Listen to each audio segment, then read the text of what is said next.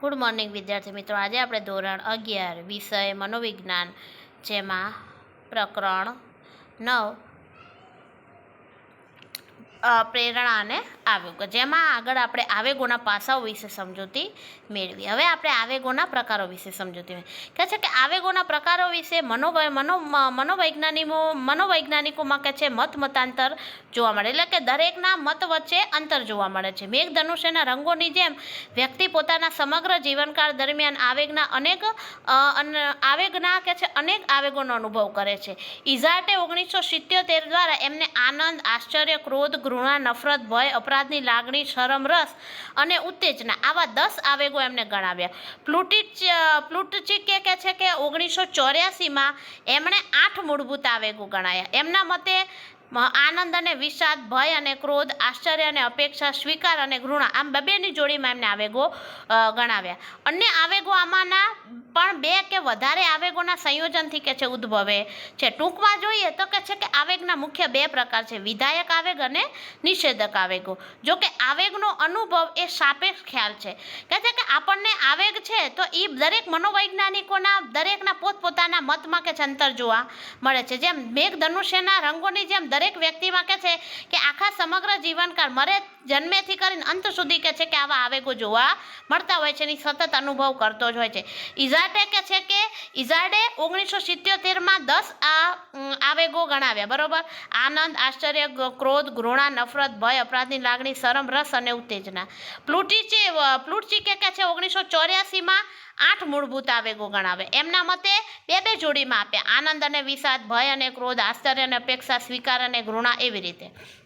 પણ અન્ય આવેગો આમાંના કોઈ પણ 2 કે વધારે આવેગોના સંયોજનથી પણ ઉદ્ભવે છે। ક્યારેક આપણને બે આવેગો 2 થી 3 વધારે આવેગો સાથે પણ જોવા મળતા હોય છે। ટૂંકમાં જોઈએ તો કે છે કે આવેગના મુખ્ય 2 પ્રકાર છે, એક છે વિધાયક આવેગ અને બીજું છે નિષેધક આવેગ। જો કે છે આવા આવેગનો અનુભવ એ ખાલી સાપેક્ષ ખ્યાલ છે। હવે આપણે વિધાયક આવેગ જોઈએ તો કે હકારાત્મક લાગણી અને સ્વસ્થ મનોશારીરિક સ્થિતિ સાથે જોડાયેલ આવેગ હોય તો એને આપણે વિધાયક આવેગો કહીએ છીએ। સુખ, આનંદ, પ્રેમ જેવા આવેગોના અનુભવોનો વિધાયક આવેગોમાં સમાવેશ થાય, બરાબર। વિધાયક આવેગો આપણે કોને કહીએ તો કે જેમાં હકારાત્મક લાગણી અને સ્વસ્થ મનોશારીરિક સ્થિતિ સાથે જોડાયેલા આવેગો છે તો એને આપણે વિધાયક આવેગો કહીએ। એમાં તો કે સુખ હોય, આનંદ હોય, પ્રેમ હોય આવા બધા આવેગોનો અનુભવ એ વિધાયક આવેગોમાં સમાવેશ થાય। હવે નિષેધક આવેગો એટલે શું તો કે નકારાત્મક લાગણી અને નબળી મનોશારીરિક સ્થિતિ સાથે જોડાયેલા આવેગો હોય તો એને આપણે નિષેધક આવેગો કહીએ, બરોબર। જેમાં ક્રોધ, ભય, નફરત અને ઈર્ષા વગેરે આવેગોનો અનુભવ એ નિષેધક આવેગોમાં સમાવેશ થાય। આમ મુખ્ય 2 વિભાગોમાં આપણે આવેગોને વર્ગીકૃત કરી શકીએ છીએ, બરોબર।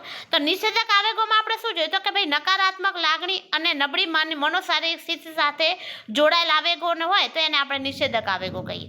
જેમાં આપણને ક્રોધ આવો, ભય થવી, નફરત થવી, ઈર્ષા થવી આ બધા આવેગોનો અનુભવ તો એ નિષેધક આવેગોમાં સમાવેશ થાય છે। હવે આપણે આવેગ નિયંત્રણની જરૂરિયાત જોઈએ કે આપણે આવેગ છે તો એને નિયંત્રણ કરવાની શા માટે જરૂર છે।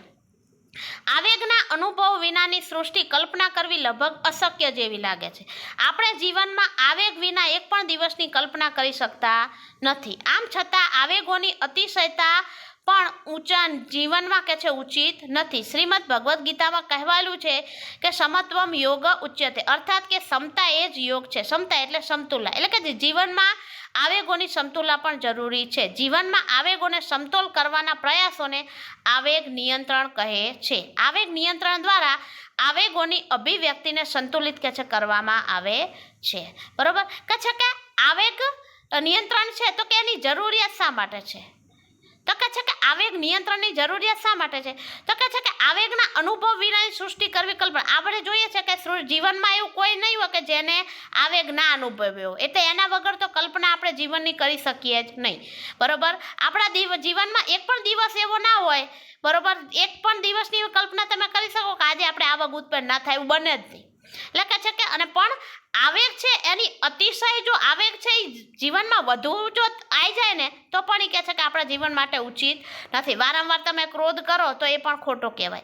બરાબર. શ્રીમદ ભગવદ્ ગીતામાં શું કહેલું છે કે ક્ષમતા એ જ યોગ છે, એટલે કે જીવનમાં આવેગ છે એમાં સમતુલા જાળવી જરૂરી છે. અને જીવનમાં આવેગને સંતુલન કરવાના પ્રયાસો તો એને આપણે આવેગ નિયંત્રણ કહીએ છીએ.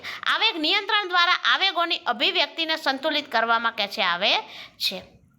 હવે આવેગોની વારંવારતા અને તીવ્રતા, એટલે કે વારંવાર આવેગો ઉત્પન્ન થવા અને અતિશય એની તીવ્રતા ઓછી છે વધારે છે, એની તીવ્રતા જો વધારે હોય તો એ વ્યક્તિના મનોશારીરિક સ્વાસ્થ્ય માટે હાનિકારક છે.